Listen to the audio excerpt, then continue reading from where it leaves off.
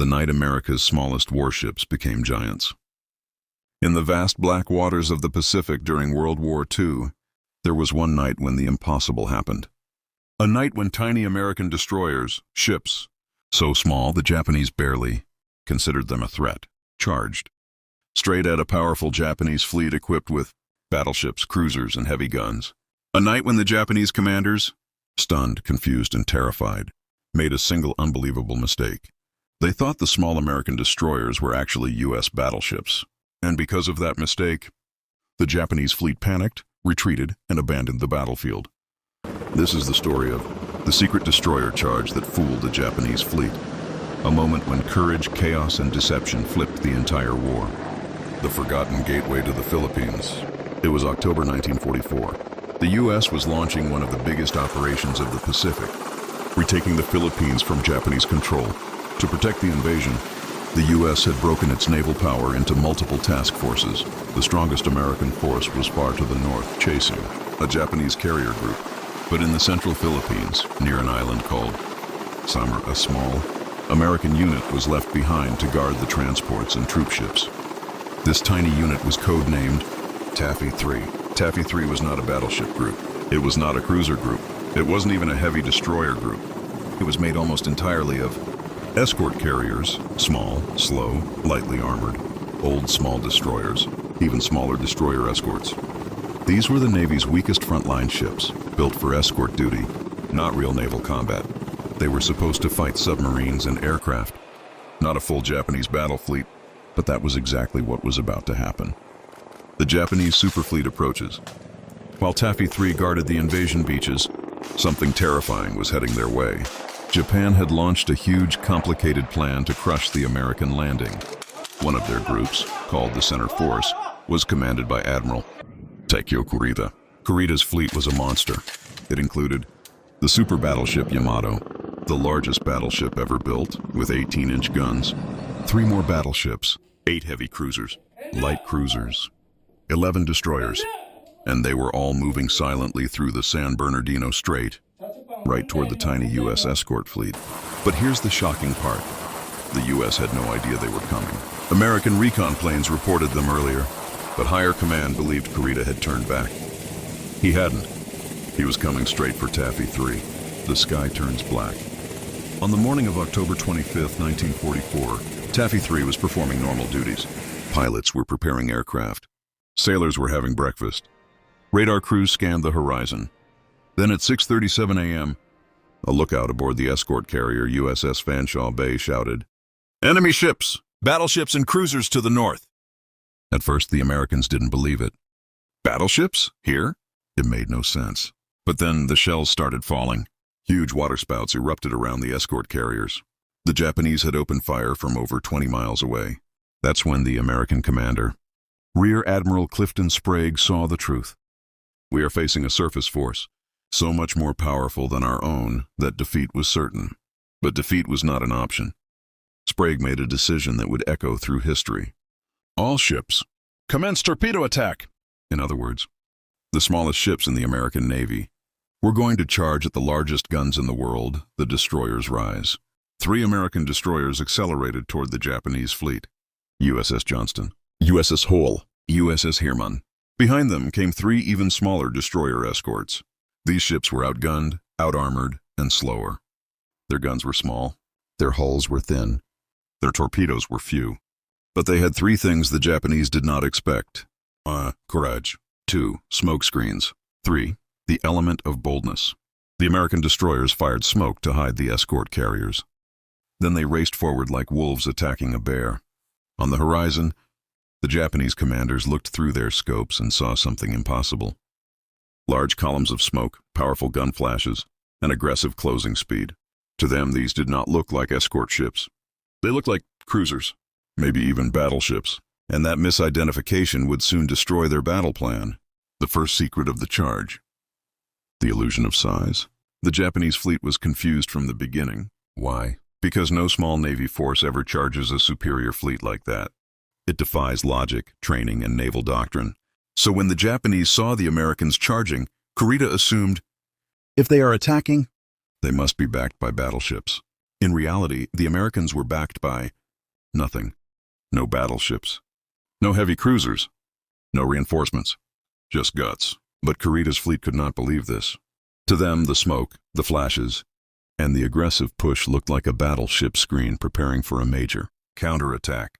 And so began the greatest naval confusion of the Pacific War. This is Johnston's heroic run. Leading the charge was USS Johnston, commanded by a fearless captain named Ernest E. Evans. Evans gave an order nobody expected. "Full attack speed, charge in!" The Johnston closed to within 10,000 yards of a Japanese heavy cruiser. Shells were falling all around her, huge, towering explosions from 8-inch and 14-inch guns. At this distance, the Johnston should have been blown apart. But somehow she survived long enough to launch. A full spread of torpedoes. At least one torpedo struck the cruiser Kumano, ripping off its bow and crippling it instantly.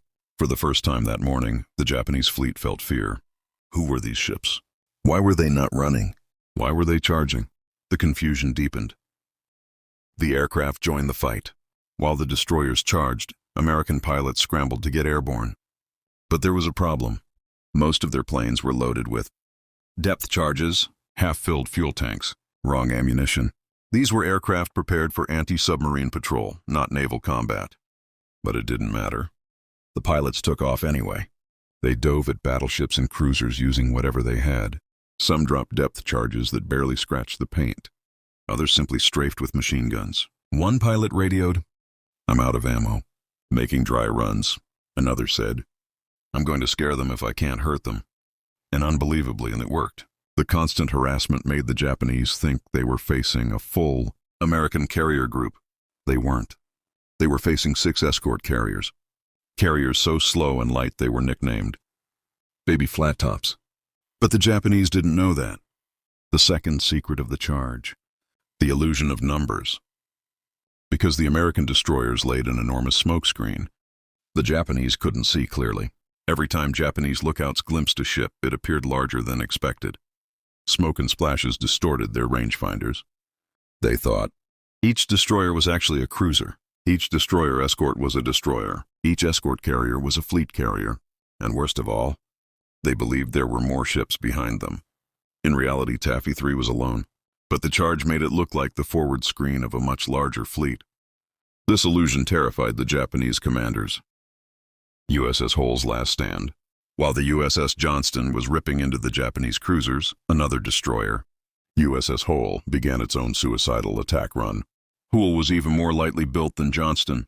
Her guns were smaller, her armor thinner, and her torpedoes fewer.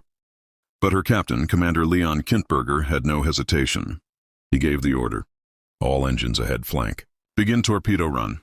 Hull turned sharply toward the enemy, and immediately every Japanese gun that could reach her opened fire.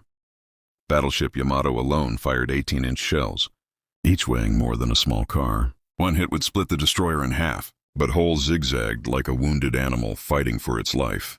She disappeared into smoke, reappeared, then vanished again. Crew members later recalled, "The water around us was boiling from the shell impacts." In this hellish storm, the Hull managed to get close enough to launch a full spread of torpedoes at the Japanese battleships. The Japanese battleship Congo turned sharply to avoid the torpedoes, a turn that threw the whole formation into chaos. The U.S. destroyers were not just attacking, they were forcing the entire Japanese fleet to maneuver defensively. This was unheard of in naval warfare.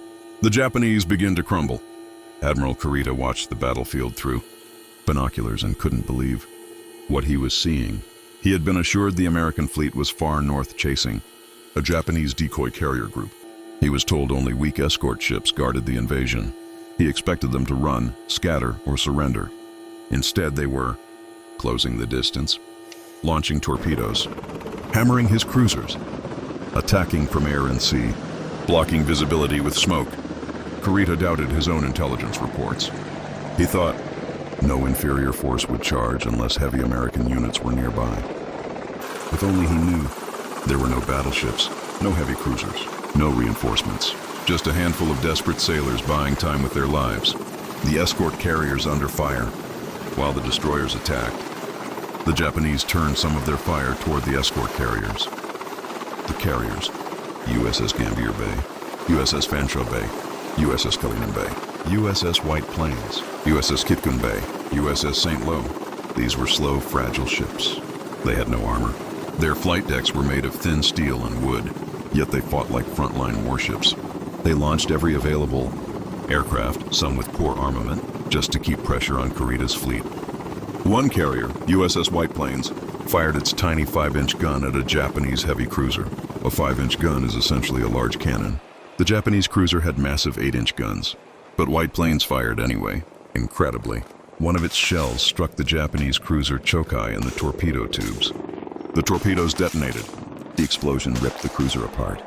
A baby carrier destroyed a Japanese heavy cruiser, something no one in the Navy ever imagined possible. The third secret of the charge: American radio deception. As the Japanese fleet became more confused, American radio traffic added to the chaos. Pilots and ship captains were shouting messages like, "Multiple torpedo hits on enemy battleships. Cruisers are withdrawing. Reinforcements are moving in." The Japanese were listening, and they believed it. They didn't know these messages were overestimations, misidentified targets, hopes and guesses, desperate attempts to keep morale alive. To the Japanese, this sounded like a full American strike group was arriving. That illusion kept growing. Kurita assumed he was facing at least 2 cruiser divisions, possibly 1 or 2 battleships, a major force of fleet carriers. Little did he know, the U.S. ships fighting him couldn't even withstand 1 hour of direct fire. USS Heermann's impossible maneuver. The destroyer USS Heermann performed one of the most reckless and brilliant maneuvers of the entire war. She charged directly at the Japanese center force, closing the distance to launch torpedoes. But something unexpected happened. She ended up right between 2 Japanese battleships. On one side, Yamato, the largest battleship ever built. On the other, Haruna, a powerful battlecruiser. Heermann looked like a toy ship between 2 steel mountains. Both battleships opened fire. Heermann began zigzagging wildly, turning so sharply that waves washed over her deck. A sailor later said, "I could see the Yamato's bow wave." She was that close. But Heermann launched her torpedoes anyway. And once again, the Japanese panicked. Yamato turned away at full speed rather than risk being hit. This broke the Japanese formation even further. Imagine it. The world's largest battleship ran from a destroyer. That was the power of the American charge. The sky becomes a war zone. American aircraft flew non-stop attack runs. Bombs were dropped. Depth charges were released. Machine guns rattled. Pilots made dry runs when ammo ran out. Some aircraft even faked attack dives just to force the Japanese to turn. One pilot radioed, "I'm making simulated attacks. Maybe they'll think I have bombs." Another replied, "Keep them busy. Help is on the way." Hopefully, the presence of so many aircraft made Kurita even more convinced he was fighting real carriers, not escort carriers. He reported, "Enemy air power is strong. We are under continuous attack." This was technically true, but he completely misinterpreted the type of air power. The trick was working. The Japanese panic deepens. The Japanese officers began shouting conflicting reports. "American battleships spotted. Cruisers are flanking us. More escorts approaching. Enemy carriers at the rear. A second wave of planes incoming." Every report was wrong, but because the Americans were so aggressive, the Japanese believed every word. Kurita's staff officers began urging him to withdraw before the fleet took catastrophic losses. To make things worse, the Japanese had lost several heavy cruisers already, and more were burning. Kurita needed clarity. He asked, "Where's the main American fleet?" His officers answered, "We do not know."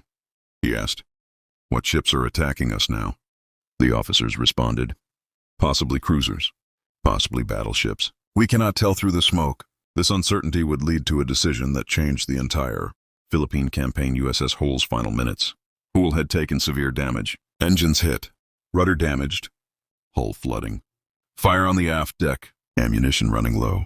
Yet she kept attacking. Her crew continued firing until the Japanese scored a direct hit in the engineering spaces.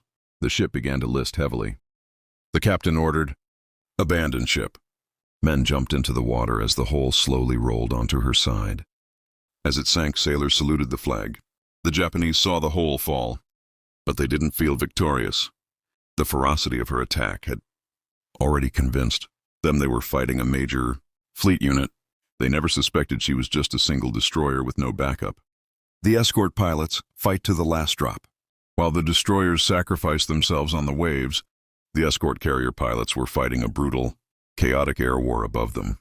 Many took off with only half fuel, no proper bombs, depth charges instead of anti-ship weapons, machine gun belts barely filled. But they used whatever they had. A pilot from USS Kitkan Bay said, "We attacked battleships with weapons meant for submarines. But it scared them, and that was enough." Pilots began coordinating fake attack dives. Some flew low over Japanese decks just to make gunners panic and fire wildly, wasting ammunition. Each second bought by these suicide tactics gave Admiral Sprague more time to maneuver his ship southward. The Japanese commanders grew even more confused. They saw constant air attacks and assumed this must be a full American fast carrier task force. But no such force was anywhere near the battle. The illusion was getting stronger. The death of USS Johnston. USS Johnston, the first destroyer to charge, was now in terrible condition. Fires burned across the deck. Several guns were destroyed. Steering was damaged. Speed had dropped dramatically. Half the crew were injured or dead. But Captain Ernest Evans refused to abandon the fight. Johnston turned back again to rescue the escort carriers. She fired every remaining shell. Japanese cruisers and battleships focused everything on her. Hundreds of shells rained down. A witness from USS Heermann later said, "Johnston charged alone into a fleet 50 times her size. She was the bravest ship I ever saw." Finally, the Japanese scored fatal hits. Johnston began sinking, listing hard. Evans gave the quiet order, "Abandon ship." But even as the crew jumped into the ocean, the Japanese destroyers continued firing. Johnston slowly rolled over and disappeared beneath the waves. Only 141 of her 327 men survived. Captain Ernest Evans was later awarded the Medal of Honor, the first Native American in the U.S. Navy to receive it. His last recorded words, "A fighting ship cannot afford to lose a minute." He never did Japanese heavy cruisers in chaos. By mid-morning, the Japanese cruisers were in complete disarray. Here's what they had suffered. Kumano lost her bow. Shokai exploded due to torpedo tube detonation. Suzuya was crippled by secondary explosions. Chikuma was heavily damaged by air attacks. Tone was isolated and confused. Every cruiser that tried to push forward was attacked by aircraft or charged by destroyers. And because the Japanese believed American battleships were hiding behind the smoke, they hesitated again and again. The psychological damage of the U.S. destroyer charge was massive. The escort carriers hit back hard. Even the escort carriers themselves joined the fight. USS Kalinin Bay, under heavy fire from a cruiser, returned fire with her tiny 5-inch stern gun. Miraculously, she scored multiple hits. The hits struck range-finding equipment, radar, exposed crew, ammunition storage areas. A Japanese officer later wrote, "We could not understand why such small carriers would fight. We assumed they had heavy support." Kalinin Bay became famous for something impossible. She drove off a Japanese heavy cruiser with a 5-inch gun. No naval historian expected such a thing to ever happen. But that morning, everything was upside down. Smoke, weather, and confusion. The destroyer's smoke screens were now drifting across the entire battlefield. The Japanese optics and rangefinders, already struggling with American zigzagging, became useless. In the haze, Japanese officers misidentified nearly every American ship. Lookouts reported multiple cruisers turning south, actually one damaged destroyer. Enemy battleship forward, actually a burning carrier. "More ships behind the smoke!" Nothing was there at all. The smoke made the U.S. Navy look twice as large as it really was. The Japanese believed, "We must be facing Task Force 38, the strongest American carrier fleet." This single misunderstanding broke the Japanese morale, the decisive Japanese mistake. At 9:20 a.m., Admiral Kurita made a crucial, historic decision. He ordered his fleet to turn away. The most powerful Japanese battle fleet in the Pacific turned back from the smallest, weakest American naval force in the war. He was retreating from destroyers, destroyer escorts, baby escort carriers, pilots with no ammo, ships running on courage alone. Why did he retreat? Because he believed battleships were nearby. Fast carriers were about to launch a second wave. He was walking into a trap. U.S. reinforcements were minutes away. None of this was true. But illusions win battles, and the American illusion was perfect. The Japanese fleet retreats in shock. The Japanese ships slowly turned west, but their retreat was messy. Cruisers were burning. Battleships were separated. Destroyers were unsure of orders. Air attacks still rained down. U.S. destroyers continued firing even while sinking. A Japanese sailor later wrote, "We thought we had walked into an ambush. We believed invisible American battleships surrounded us." The truth was far more incredible. The ambush was a handful of wounded ships making smoke and charging like madmen, a miracle.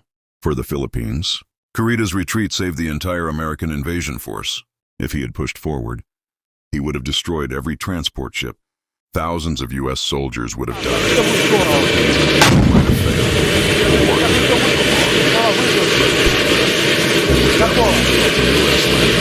Was secured, all because destroyers attacked as if they were battleships. USS St. Lo, the first kamikaze victim. After Kurita withdrew, another threat appeared. Japanese kamikaze pilots. One kamikaze hit the escort carrier USS St. Lo. The plane struck the flight deck and detonated bombs. Fuel tanks ignited. Explosions ripped through the hangar. St. Lo sank within 30 minutes. She became the first major U.S. ship ever sunk by a kamikaze attack. Her loss was tragic, but her sacrifice, and the sacrifice of all Taffy, Undan had already earned a place in history. Survivors in the water. Hundreds of American sailors were now in the ocean. From USS Hull, from USS Johnston, from USS St. Lo, from damaged escorts. Sharks circled. Oil slicks spread. Wounded men called for help. Rescue took hours. Some floated for more than a day before help came. Yet despite the horror, many survivors felt victorious. Because they knew they had just defeated a fleet that should have crushed them instantly. The battlefield aftermath, when the smoke cleared and the seas calmed. The battlefield near Samar was a graveyard of steel and fire. Floating debris stretched for miles. Broken life rafts, burning oil slicks, twisted metal, personal belongings, shattered gun barrels. The sea was filled with survivors, American and Japanese, clinging to wreckage, calling for help. Plane wreckage floated on the surface. Shells continued to explode underwater. Sailors cried out for companions who never answered. The entire area was a haunting image of destruction. But amid this devastation, the miracle became clearer. A tiny American escort fleet had survived an encounter with one of the most powerful naval forces ever assembled. The Japanese should have annihilated them, yet the Japanese were gone. The Americans held the field. This was not just a tactical victory. It was a psychological earthquake. Why Kurita turned back? Historians still debate Kurita's retreat, but the reasons fall into three key factors. 1. Overestimation of American strength. The destroyer charge and constant air attacks convinced Kurita that he was facing fast carriers, heavy cruisers, battleships, a trap. He believed reinforcements would appear any minute, but these forces existed only in his imagination. 2. Smokescreen deception.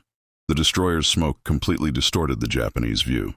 Lookouts and rangefinders saw shadows and flashes that looked much larger than they truly were. Even Yamato's sophisticated optics were essentially blind. 3. Personal shock and exhaustion. Kurita had already survived days of air attack before reaching Samar. His fleet had lost several ships, suffered surprise submarine attacks, missed key signals, been shaken by miscommunication. He was tired, stressed, and mentally overwhelmed. The aggressive American charge was the final blow. A Japanese officer later said, "We were not defeated by ships, but by spirit." And that is exactly what happened. Admiral Sprague's miracle. Rear Admiral Clifton Sprague, commander of Taffy 3, made impossible decisions that morning. He used smoke, aggressive torpedo runs, feints, unpredictable maneuvers, aircraft harassment, radio confusion tactics. He took a handful of fragile ships and turned them into what looked like a fully armed battle group. Every choice he made bought precious time. Every order saved hundreds, maybe thousands of lives on the beaches of Leyte. When the battle ended, Sprague quietly told his officers, "Gentlemen, we have been in a fight." It was the understatement of the century. Japanese reflections. We fought ghosts. After the battle, Japanese officers were stunned and confused. Many believed they had been deceived by invisible American battleships. Some wrote reports claiming they saw multiple heavy cruisers, at least one battleship, several destroyer divisions, a large carrier force. None of these existed. The confusion was absolute. A Japanese captain later said, "We fought ghosts. They appeared larger than life." This was the psychological brilliance of Taffy 3. Their ferocity magnified their size. Their courage became their armor. Their desperation became a weapon. The cost of heroism. The victory was miraculous, but not without terrible sacrifices. Ships sunk. This hole. USS Johnston. USS Samuel B. Roberts, destroyer escort. USS St. Lo, escort carrier. Heavily damaged. USS Kalinin Bay. USS Gambier Bay sank due to heavy fire. USS Heermann, battered but afloat. Several carriers took hits. Casualties. Over 100 American sailors were killed or wounded. Many died fighting. Others drowned. Some were taken by sharks. Others died of exposure while awaiting rescue. But every life lost contributed to a moment of heroic resistance that reshaped the Pacific War. The legend of the Sammy B. The USS Samuel B. Roberts, a small destroyer escort, earned a nickname that day. The destroyer escort that fought like a battleship. Sammy B. charged aggressively into enemy fire, firing so fast that the crew burned out their gun barrels. At one point, she closed to within 4,000 yards of Japanese cruisers. Her captain ordered, "If we're going to die, let's die fighting." Sammy B's incredible bravery shocked the Japanese so much that one officer wrote, "We believe this ship must be a heavy destroyer. No escort could attack so fearlessly." But she was just an escort. Her courage made her look twice her size. The turning of the Pacific tide. The Battle off Samar became a major turning point in the Pacific because Korea retreated. The American land assault on Leyte continued. Japanese armies lost strategic supply routes. The Philippines were eventually liberated. Japan's naval power declined drastically. The U.S. gained total momentum. It was the last major action of the Imperial Japanese Navy. After Samar, Japan never again mounted a serious surface attack against the U.S. fleet. Survivors returned home. The surviving sailors of Taffy 3 became heroes. When they reached the hospitals and bases in the Pacific, officers asked, "Which battleships supported you? How many cruisers were with you? Where were the reinforcements?" The sailors answered, "There were none." Medical officers, reporters, and commanders all had the same reaction.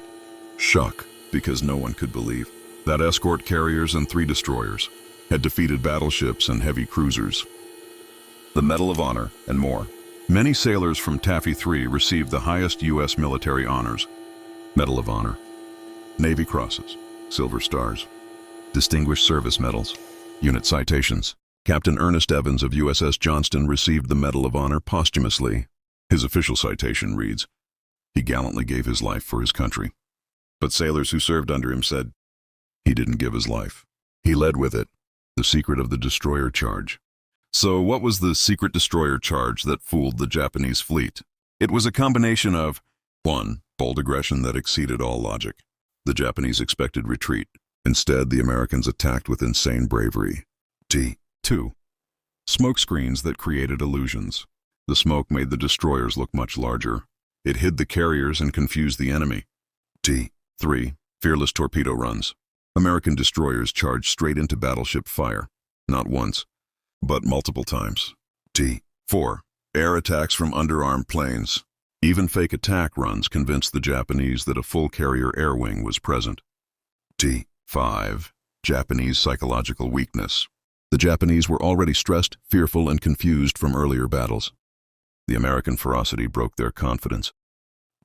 6. Perfect timing and improvisation. Every American ship acted with instinct and courage, not detailed orders. Chaos became a weapon. 7. Overestimation by Japanese commanders. They saw battleships where there were none. They imagined reinforcements that didn't exist. They believed they were outnumbered when they were not. This combination of fear, illusion, and raw bravery created the greatest naval bluff in American history. The charge that broke the Japanese fleet. YouTube-style clean narrative through 1,500 words. The sea was now a hell of smoke, fire, and steel. American destroyers, those thin-skinned tin cans, were still charging at full speed, still firing, still acting like giants in a fight they were never built for. But that was the point. Japan still didn't know the truth. On the bridge of the battleship Yamato, officers were confused and terrified. These American ships were charging directly into battleship fire. One officer shouted, "These must be battleships. No destroyer would attack like this." But they were destroyers. And their aggression was the secret weapon that rewrote the battle. The destroyers become nightmares. The destroyer Hirman weaved between massive water plumes from Yamatos, 18.1-inch guns, shells the size of small cars. Yet Hirman kept firing, kept charging, kept acting like a capital ship. Japanese spotters panicked. Another American battleship, closing fast. But it was just a destroyer, acting like it had nothing left to fear. Samuel B. Roberts, the final dash. Commander Copeland put it bluntly, "This will be a fight against impossible odds. We will attack." Samuel B. Roberts leapt from the smoke like a vengeful ghost. She fired, launched torpedoes, and charged again, point-blank, into cruisers 10 times her size. Kurita's officers could not believe what they were seeing. A sinking, burning destroyer, charging like a battleship. Their confusion was total. The illusion works too well. From Kurita's bridge, the American formation now looked organized, coordinated, powerful, as if multiple U.S. task forces were closing in. But it was all smoke, desperation, and courage.